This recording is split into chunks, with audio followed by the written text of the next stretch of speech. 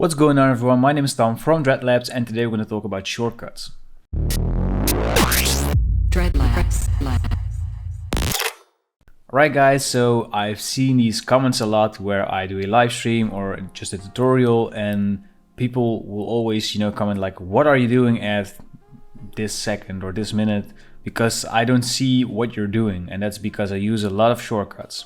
The reason I use shortcut is because it just makes my work a lot faster. I don't know about you guys, but I absolutely hate clicking on multiple menu parts to achieve one effect. So that's why I try to make as many keyboard shortcuts as I can, so I can work faster, and I don't know, it feels less of a hassle to me personally.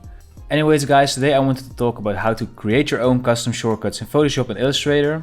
And I'm gonna also talk about some of my favorite shortcuts in Photoshop and Illustrator respectively. And with all of that out of the way, I want to ask you guys if you would leave a like, a comment, and subscribe to the channel if you haven't already, because that really helps me out.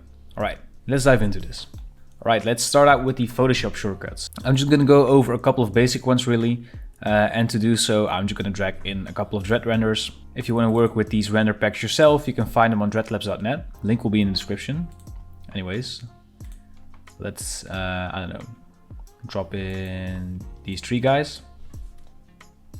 So right off the bat, obviously I'm just pressing the enter button on my keyboard. And this is just because if I do this manually, I have to click on this button here. And it already requires me to move my mouse up on the, I don't know, a couple of centimeters. All right, so the first thing is in the layer menu here on the right, and it's how I select multiple layers in one go. You might already know these ones, but I just want to start out with the basics real quick. So in order to select everything in one row, I hold Shift on my keyboard and then click with my mouse. To select separate ones, I hold Control. So I'm going to click on this one and this one. So now you can see that we don't have the middle one selected, so we can select each one manually. Alright, so again, holding Shift, selecting all of those. Then the one that I'm probably use the most is Free Transform. You probably already know it if you go to Edit, Transform. Basically this makes you able to scale up your stuff, rotate it, and move it around. So let's scale these guys up.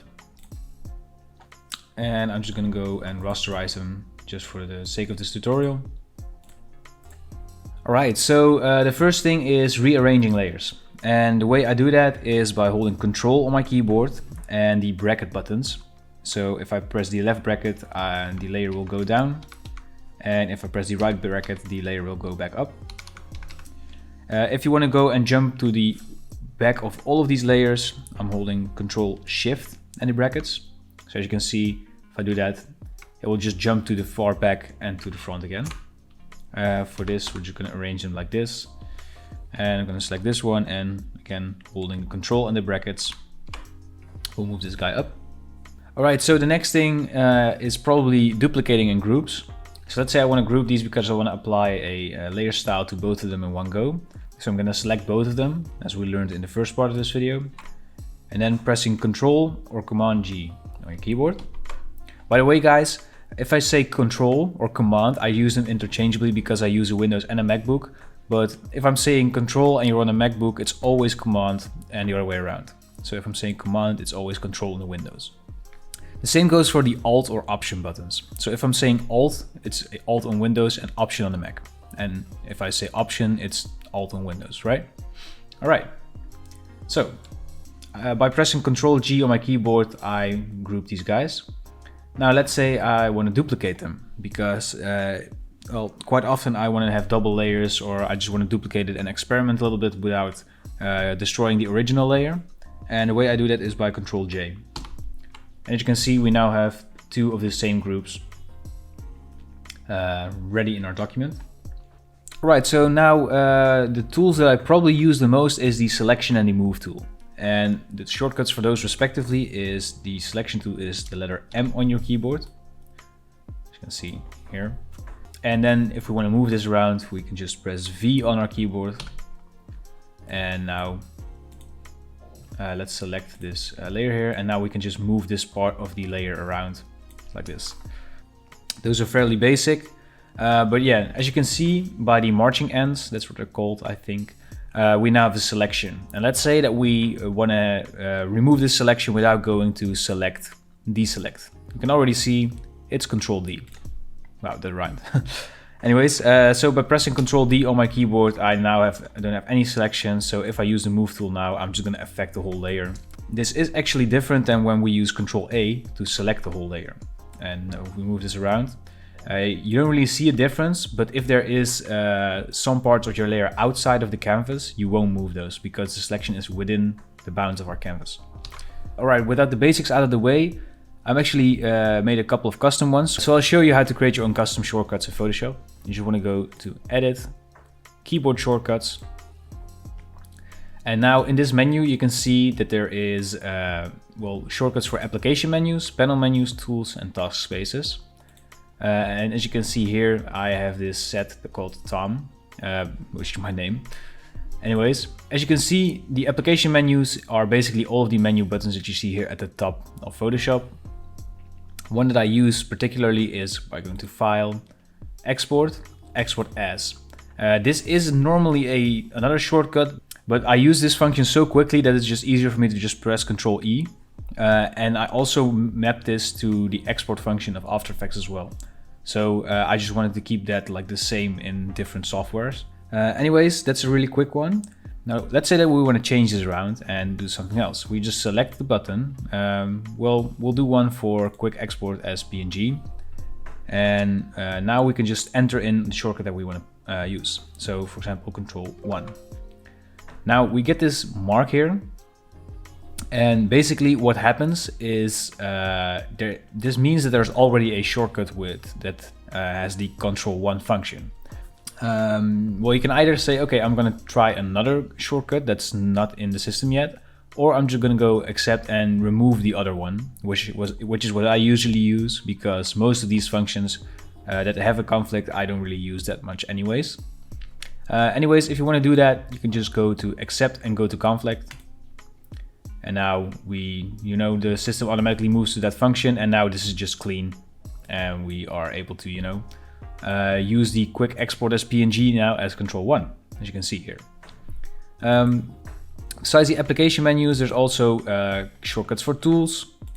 All right, so in the panel menus basically are the menus that you can see here. For example, we have the Actions panel here, and this is the menu over there. So if we go to Actions, you can see that all of these commands are also able to put in your own shortcuts, for example, if you use a lot of actions. Alright, so if you want to save up your own shortcuts, you can actually click on this button and this will override your own custom one. And if you haven't made one already, you can just click on this button and this creates a new set of shortcuts. You can also delete the current one if you are not satisfied or you just want to reset. And under set, you also have the defaults also, so you can just go back into it. Alright, I'm going to click OK. Alright, and now that we know how to create our own shortcuts, I'm going to show you a couple ones more that I use on a daily basis. So one that I use a lot is basically, I'm not sure what the function is called, but it's Control, Alt, Shift, and E. So that's 4 buttons, but they're fairly close to each other, so I can just use one hand for them. And this will basically create a merge layer on top of everything that's visible in your Photoshop document. So now we basically have a flattened layer without deleting all of the other ones. Right, another one that I fairly use quite often is the crop function. And this already also has the default one, but I remember from Paint.net, it's like a software that I used before I used Photoshop. I think the command to crop image to selection was Control X or something like that. So that's, I think, where it comes from. Anyways, if I want to crop my document to this selection, all I have to do is press Control Shift X. And now, I have the crop document here. A function that I use a lot is the displacement map function. And if you go to Filter, Distort, Displace, this is basically the function. As you can see, I linked this to Shift Control D. So if I just press it now, immediately the displacement map shows up, which is super convenient because it just saves me a lot of time. And I'm actually thinking of also, using the Gaussian blur, because obviously that's also one that I use a lot. The Gaussian blur is probably one of the most used filters in Photoshop in general. So yeah, I would just say, okay, try to notice which functions you are using yourself a lot and which causes you to click a lot, and then try to link those to a custom shortcut that you can access to easily. So with all of these out of the way, let's dive into Illustrator and I'll show you my favorite shortcuts for Illustrator. Alright guys, so let me just create a couple of rectangles here just to, you know, experiment with these guys a little bit. Alright. So the first function that I want to show you, what I usually try to do is always keep my layer menu here open so I can see the order of the objects I'm working in. Anyways, the bracket function with bringing stuff backwards and forwards also works in Illustrator. Also with holding shift you can just send them to the front or to the back. Really useful one. So I highly recommend try to, you know, make it a habit of using these functions because it just makes you work a lot faster than going right click, arrange, bring to front, or, you know, send to back. Anyways, another one that I use a lot is playing around with the fill and the stroke color. So if I want to reset these, I press D on my keyboard, just the letter D, and as you can see this returns to white fill and a black stroke. Let's say I'm going to select this one. Let's say I want to switch these guys around. I want to make the stroke magenta or pink, and I want to make the fill black. An easy way to do that is by pressing Shift X on your keyboard. As you can see, this changes up the fill and the stroke.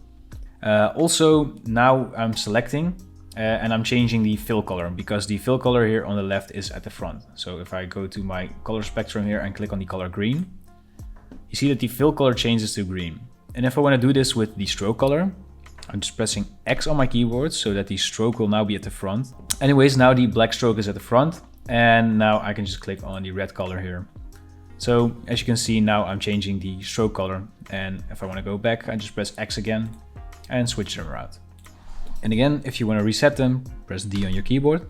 Alright, now the fun stuff begins because I actually have my Control 1, Control 2, Control 3, Control 4, Control 5, Control 6, and 7 and 8 all mapped to functions that I use on a regular basis, like a lot. So I'll just start with the beginning. So the first thing I'm going to do is make a stroke like this, and I'm going to just go to the properties panel, make the stroke a little bit larger, maybe something like this, and then also give it a profile so that it's a little bit tapered. Now if we want to use this or, you know, make another stroke around this or whatever, we can't really, because if we go to outline mode you can see that it's still a stroke. So the function that I use to outline this is go to Object, Path, Outline Stroke, or by just pressing Control 1 on my keyboard. And now, as you can see, we now made a group, basically leaving us with the path, which does have a white fill, now looking at it, but we can really just delete this. And now if we go to the outline mode, you can see that the stroke is now a complete shape, which is very, very useful because now we can, for example, do this. And now we have like this outlined stroke. So pretty fun stuff. Another one is really useful when you're trying to export assets. For example, I worked on this project where I had to do like about 30 graphics or something, and I just wanted to fit my artboard to the artwork. So let's say this is a 3000 by 3000 canvas, and I'm just gonna go and make this square. So what I do is just press Ctrl 2, and this will automatically scale the artboard bounds to the shape that I've selected. And the function for that is under Object, Artboards, Fit to Selected Art. Right, so I'm just gonna go and apply some effects to this guy, give it a warp, like this. And if you've ever worked with the effects or appearances in Illustrator, you can already see it from the selection here, but this is actually still a square. If we go into outline mode, you can see that. And there's an easy way to just expand those, and that's by going to Object, Expand Appearance, or in my case, Control 3. And now this shape is actually the way that it used to look. And this is especially handy, for example, because if the effect is still applied, if I rotate this, as you can see, the effect will morph with the shape. And if I just outline them, we can now just rotate the shape without like having that weird morph thing going on. Alright, the next one is also one that helps me experiment a lot. So I'm just going to make a square from the center on out. And as you probably know, in Illustrator, Basically every square or every rectangle just has 4 points in the corners. And there's actually a really easy function to add more points to those in the middle of each separate point. So if we go to Object, Path, Add Anchor Points, or in my case, Control 4. If we select the shape now, you can see that there's now a point in the middle of these other points as well. And by making this into a shortcut, I can just press Control 4 again. And as you can see, new points will start appearing. And you might be wondering why this is actually like functional. And for example, I showed this in a couple of other videos already. But if I select all of these shapes and select every other point, like this, I can try experimenting with them by using the transform tools. For example, if I press S on my keyboard, this will bring up the scale tool. And you can just scale down the points without affecting the points that you haven't selected. And you can also do the same with the rotate tool, so by pressing R on the keyboard. So this can get for some very interesting results, and it's definitely worth experimenting with these guys. So another one, let me just create a weird shape real quick. So another one is the offset path function. And the way the offset path function works is, let's say that you want to have a couple of outlines around this thing. If you just copy this and paste this in the same place and scale it up, if we just look at the outline mode, this doesn't really work that way, you know, it starts clashing. So basically we want to offset this path. So, you know, expand this in every way around this perimeter of the object. So by selecting this and going to Object, Path, Offset Path, where is it? Here. Or in my case, Control 5. As you can see, I can just easily create an extra outline around the shape. And by going to Control 5 again, I'm doing it again. And looking at the layer menu on the right here, you can now see that we have 3 different shapes, or look at the outline mode.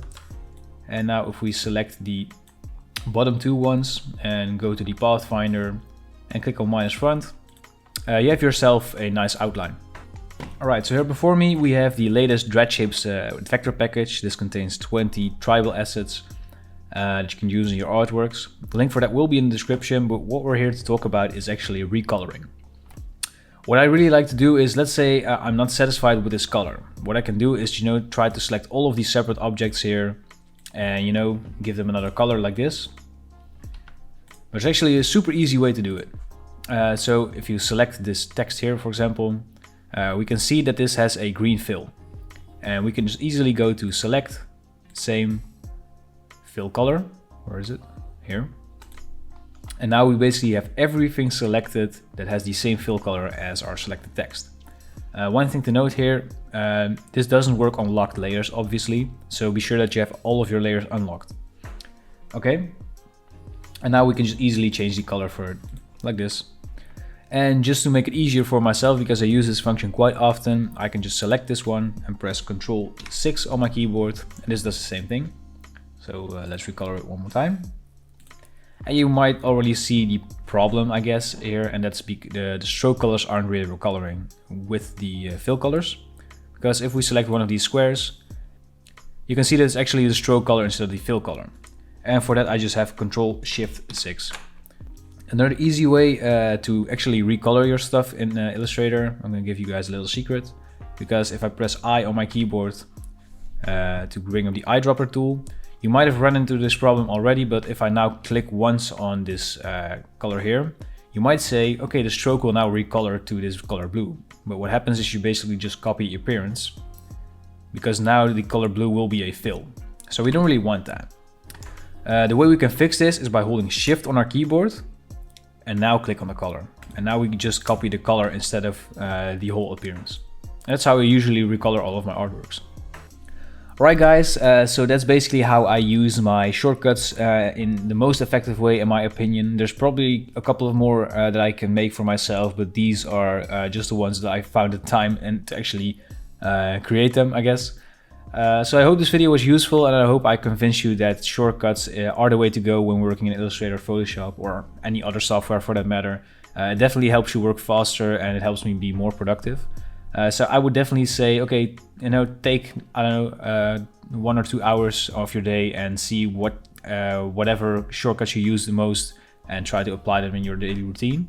But before we end up the video, I just want to give a quick shout out to all of the patrons of this channel.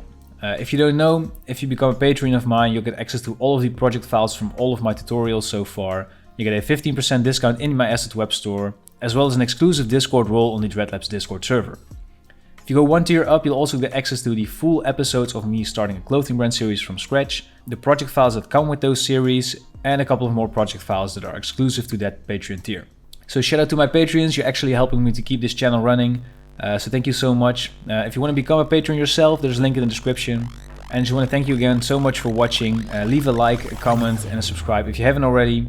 And with all of that being said, this was Tom from Dreadlabs tuning out, and I'll see you guys in the next video.